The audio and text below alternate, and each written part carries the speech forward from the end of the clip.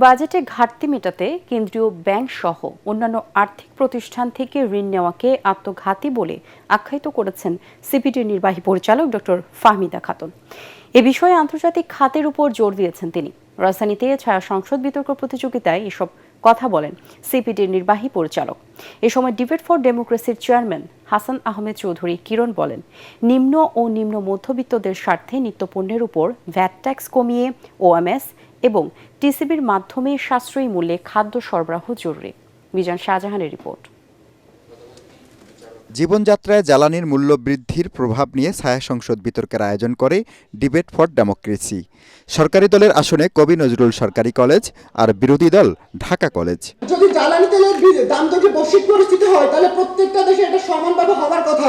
বিতর্কের মূল্যায়ন পর্বে সিপিডির নির্বাহী পরিচালক ডক্টর ফাহমিদা খাতুন বলেন, বৈশ্বিক কারণে দেশে বিদেশে বিনিয়োগ কমেছে বহুগুণ, রপ্তানিও নিম্নমুখী। এই অবস্থায় আগামী বাজেটকে কেবলমাত্র আয় ব্যয়ের পরিসংখ্যান হিসাবে না নিয়ে ভঙ্গুর অর্থনীতি পুনরুদ্ধারের হাতিয়ার হিসাবে বিবেচনায় নিতে হবে। জাতীয় রাজস্ব বোর্ডের কর আহরণের হার দিয়ে তো বাজেট পুরোপুরি বাস্তবায়ন হয় না। বাজেট ঘাটতিটা পূরণের জন্য আন্তর্জাতিক উৎস থেকেই বাজেটারি সাপোর্ট আনাটা ওটার দিকেই বেশি মনোযোগ দিতে হবে। শুধুমাত্র কমার্শিয়াল ব্যাংক থেকে না, তা সরকার আবার কেন্দ্রীয় ব্যাংক থেকেও ঋণ নেয়, যেটা কিনা একটা সুইসাইডাল। কারণ অলরেডি আমাদের মূল্যস্ফীতি এত বেশি এবং কেন্দ্রীয় ব্যাংক থেকে যদি ঋণ নেওয়া হয় তাহলে সেটা আরও মূল্যস্ফীতিকে উস্কে দেয়। ছায়া সংসদের স্পিকার হাসান আহমেদ চৌধুরী কিরণ বলেন, দেশের অর্থনীতির এই কঠিন সময়ে সরকার ও বিরোধী দলের মধ্যে ঐক্য জরুরি।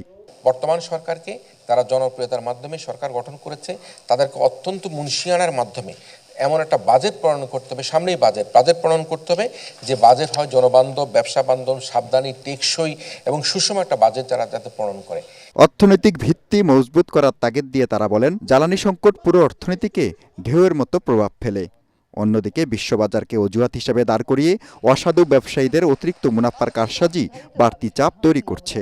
পৃথিবীতে এই IMF এর ঋণ নিয়েছে তারা সবাই যে খুব ভালো করতে পেরেছে তা না, অনেক দেশেই কিন্তু নেতিবাচক প্রভাব পড়েছে এবং সেইটার প্রেক্ষিতেই উদাহরণ টানা হয় যে IMF এর ঋণ যে সমস্ত দেশে গেছে তারা কিন্তু খারাপই অবস্থায়, তারা উঠে দাঁড়াতে পারেনি। ওএমএস এর মাধ্যমে, টিসিবি ট্রাকের মাধ্যমে যদি এই আরও বেশি কম দামে খাদ্যদ্রব্য সরবরাহ করা যায়, একই সাথে এই যে বৈশ্বিক যে পরিস্থিতি, এই পরিস্থিতিকে সামনে রেখে আমরা যে আমদানি করা যে খাদ্যদ্রব্য রয়েছে তার উপর শুল্ক এবং ভ্যাট কমিয়ে আপাতত একটা আপৎকালীন সময়ের জন্য যদি কমিয়ে আমরা খাদ্যদ্রব্যের দাম, দ্রব্যমূল্যের দাম নিয়ন্ত্রণ করতে পারি, কমাতে পারি, তাহলে কিন্তু মানুষের মধ্যে একটা স্বস্তি ফিরে আসবে।